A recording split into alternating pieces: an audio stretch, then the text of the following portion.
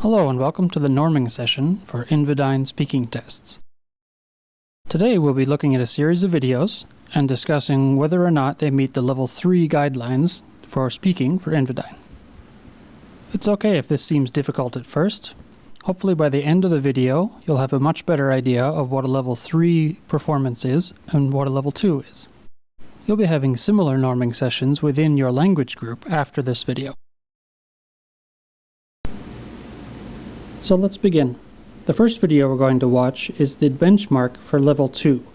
This is produced by the ILR, and anytime you need to judge if somebody is a Level 2 speaker or not, just think about comparing them in your mind to this speaker.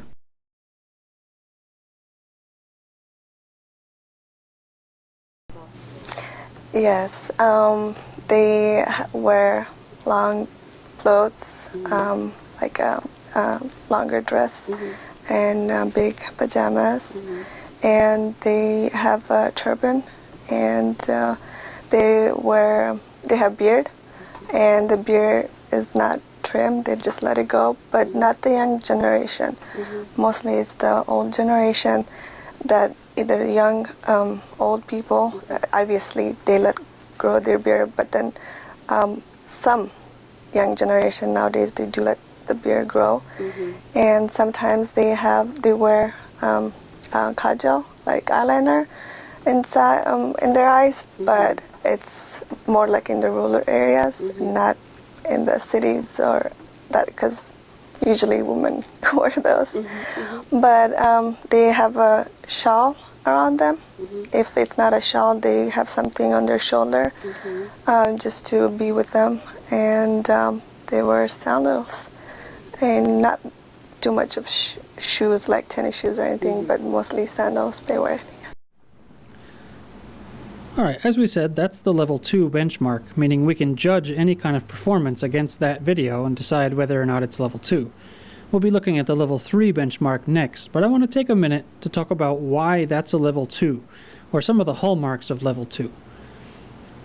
So one of the real key differences between a 2 and a 3 is that while both are using sentences, a Level 2's sentences can be rearranged into any order and keep almost the same meaning, whereas a Level 3 is really operating at the paragraph level. As we listened to her, it was pretty clear that she was giving sentences, not really paragraphs. Also, she had many vocab and grammar issues, and a Level 3 is also going to have grammar and vocab issues, but they're not going to disturb native speakers. This woman in the Level 2 video was really much harder for a native speaker to understand and to follow correctly. Also notice that she's kind of stuck in the here and the now. She's not using abstract language about what she thinks should be done or her opinions. She's really just describing people's clothing. She didn't really get into the portion of the question about opinions or about any of the abstract section. And so that leads into the last one. A Level 2 really can't give and support opinions very well. They can say, I like cats, but they can't really try to convince you to like cats. So that woman is definitely a Level 2, and she is in fact the benchmark for Level 2. But next we're going to see the benchmark for Level 3.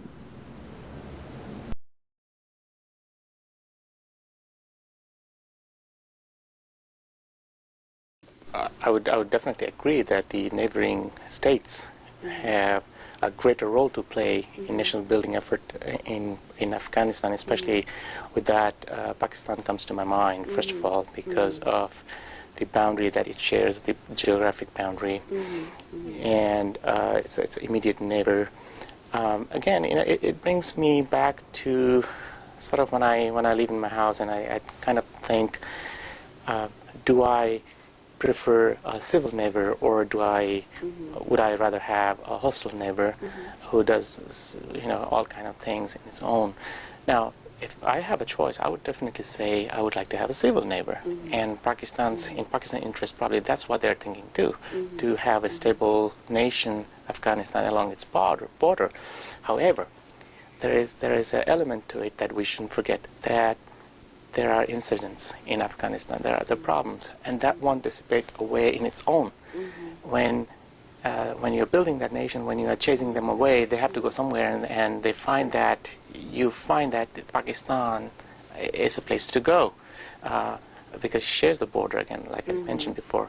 So then Pakistan would then think, okay, I would like to have a civil neighbor, but then I have to bear that problem, and somehow I have to be more hostile or uncivil to the world, because now I inherit that problem. So Pakistan is really in dilemma, to my view, and they have to deal with it at different level, at different fronts. All right, so as we mentioned, that gentleman is the benchmark for level 3. Let's take a few minutes just to review what a level 3 is and think about how they're different from level 2s. So he was operating at the paragraph level. He was using a lot of sentences, but they were combined in such a way that you couldn't just move the sentences around, or you would definitely have changed his meaning. That gives us a good sign that he's operating at the paragraph level and is probably a level 3 or higher. Also, while he did make some vocab and grammar mistakes, they weren't really severe enough to disturb native speakers. They were reasonably easy to follow, and nothing really confused his meaning too much. He used some abstract language about what he thought might happen and what he hoped would happen, and he was able to get away from the here and the now to talk about the future and the past as well, and of course to talk about some hypotheticals and some ideas. And he was able to give us his opinion about what should be done and support it with secondary arguments and information. This is a real hallmark of level 3 as well. Alright, so let's go into our first real example here. We're going to be listening to Tatiana tell us a story. Tatiana, can you stand up a minute? Can you tell this group your story? Oh. Just very briefly, a headline. We went to a competition by little bus, about 10 people. It was a small group of musicians. And we went to a competition. There was more groups, and they were singing or they just talking poetry. And we won the first prize. Wow. And there was TV, and they took a tape of us. They filmed you? Yeah. Okay. Alright, so let's think about this young woman's story. It was a story, but it was very hard to follow because of vocabulary problems and also some grammar problems. And I think it was more or less built at the sentence level. She wasn't really planning a whole paragraph there. She was just sort of doing sentence by sentence. And there's nothing abstract about it. It was simple, direct information, what happened. She didn't give any commentary about how it felt to be on TV or anything like that. So I think this is probably a 2. Whatever it is, it's definitely lower than 3. Alright, let's look at the next video. This one is an athlete answering a level 3 question from a reporter. Many English fans will say if Frank Lampard's goal had been given, it would have been a different result. Would you agree? Yeah, for sure. If it's a goal, then it's 2-2, and in the second half can happen everything. But now it's not a goal, and now we are up to Wembley goal 1966. It was the same. So in this case, the man is trying to respond to a level 3 question. The question was in the hypothetical, what would have happened if the goal had been counted. And he mimicked back some of the words, but he wasn't really able to support the full hypothetical. He couldn't really get away from the here and the now. Also, there were several very difficult and disturbing grammar issues. So I think probably we're going to have to go again with lower than level 3 for this man. Alright, so let's try the next video. This one also takes place outside of the classroom and is a celebrity being interviewed by 2 people this time. So pay attention to the lady in the middle. That's the one that we're assessing. But you were born in Thailand? Yeah. Do you have any siblings? Or? And live here and grow up here. Okay. Do you have any sister or brother? No. Oh, you're a lone Only child. one, me too. Oh, scary alone child. So when you were growing up, did you like being an only child? For now, no. Yeah, how about you? No, I was... Okay, I really hope nobody is going to think that this young lady is a level 3 speaker. The reason I've included her in the list of videos here is I wanted to demonstrate that sometimes someone like her can have wonderful pronunciation and very good tone, but just be very, very low level when it comes to things like grammar and vocabulary. So while she is very clear and easy to understand and she has wonderful pronunciation and tone, I really think she's probably a 0+ or a 1 when it comes to overall English ability. Alright, let's go to the next video. We're now back in a formal language testing setting. The first topic is dieting. What is the best way to lose weight? That is a very good question. This is one of the main problems in our life today, because many people don't do nothing for their health, and because today the life has become comfortable, and many chance we have that not have to use our body when we walk around, and we just get on the bus and we can reach every place in our town or everywhere in our country. So the public transport solve every problem. Okay. Alright, so let's talk about this video for a minute. Now, this young man has gotten a question that is kind of a level 3 question. It's a bit of a weak level 3 question. What is the best diet? What it's really calling for is for him to give an opinion and support it. And he hasn't done that. I don't think he's completely understood the point of the question. He goes on about public transportation, meaning nobody gets exercise and people are getting fat. All right, it's sort of a difficult question to answer anyway, but I think he gets tripped up by a lot of the grammar, and he's making the kinds of grammar mistakes that disturb native speakers. He's confusing simple past, simple present. He's using a lot of pronouns that are incorrect, and I think that's one of the reasons I would not pass him on a level 3 test. He is operating at the paragraph level, and he's kind of supporting an opinion in a way, if the opinion were that people need to go on diets because of technology, but I'm not comfortable calling him a level 3. I think that's probably a pretty good example of a 2+. He's almost 3, but his vocab and his grammar are just not quite strong enough to really support level 3. Alright, let's try the next video. Do you think cosmetic surgery is a good way of enhancing appearance? Why or why not? No, not really. In my opinion, it's not a good way to make bigger our self-confidence. I think it's only good for maybe after some accidents or for some serious diseases. So I think that's the right way to use this kind of surgery. All right, if we look at this young woman's speech here, we can see that it's definitely at the paragraph level. She has constructed good paragraphs, and the sentences are not independent. They're all connected together, and they need to be in that order.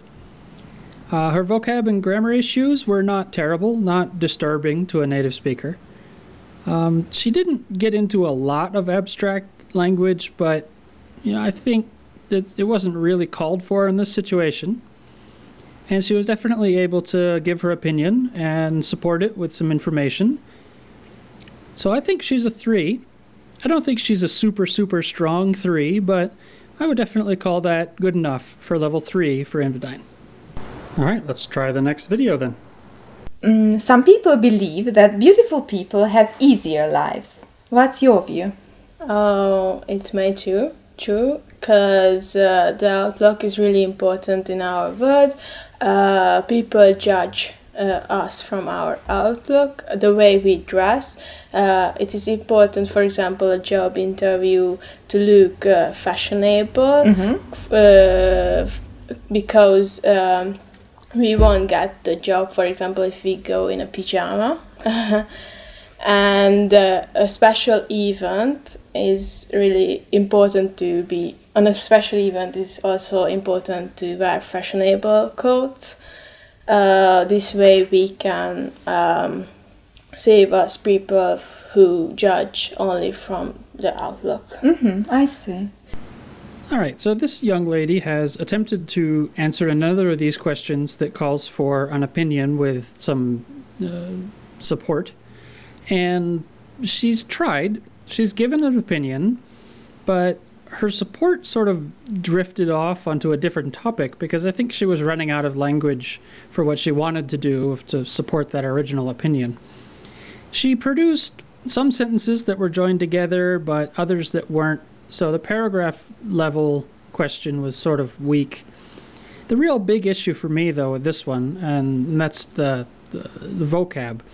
She was repeatedly confusing English words with other words. I think she wanted something like outward appearance, but she kept saying outlook, which is someone's, beliefs and values.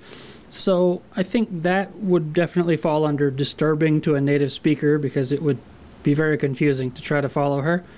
And a little bit of abstract language, but not a lot. So I think this is probably an example of a level 2. If you wanted to call it 2+, well, I wouldn't scream at you if you did, but definitely not a level 3. Now, interestingly, we're going to now watch a video of somebody answering basically the same question, and let's see how this second person does instead. Some people believe that beautiful people have easier lives. What's your view? It's a fact that, in my opinion, it's a fact that beautiful people have probably more options in life. So, for example, if everything goes wrong on the fields of study, they can work as a model. So they can get a job with their appearance, for example. Okay. Yes, and probably there are more fields out there that they can use their appearance, their beauty, in good ways. Okay, so you'll notice how much better he is at answering basically the same question. His answer was definitely at the paragraph level. It was a short paragraph, but it worked. He had a couple grammar issues and a couple vocab issues, but nothing that would be really misleading, disturbing, or really cause problems when talking to native speakers. Again, he didn't use tons of abstract language, he didn't need to, but he was definitely able to give his opinion and support it much better than the previous speaker. So he's 3, or he could be higher, we don't really know. All we can really do on our test is say that he passed if it were a level 3 test. All right, thank you for participating in the English speaking norming session for Invidine. Obviously now you will go on with your other testers for your language and have similar conversations with them to make sure that everyone agrees more or less on what a pass is and what a fail is. If you have other questions for me, or if you want more feedback, or if you just need some more guidance, please feel free to contact me, and we'll be in touch to give you your next assignment. Thank you very much. Bye-bye.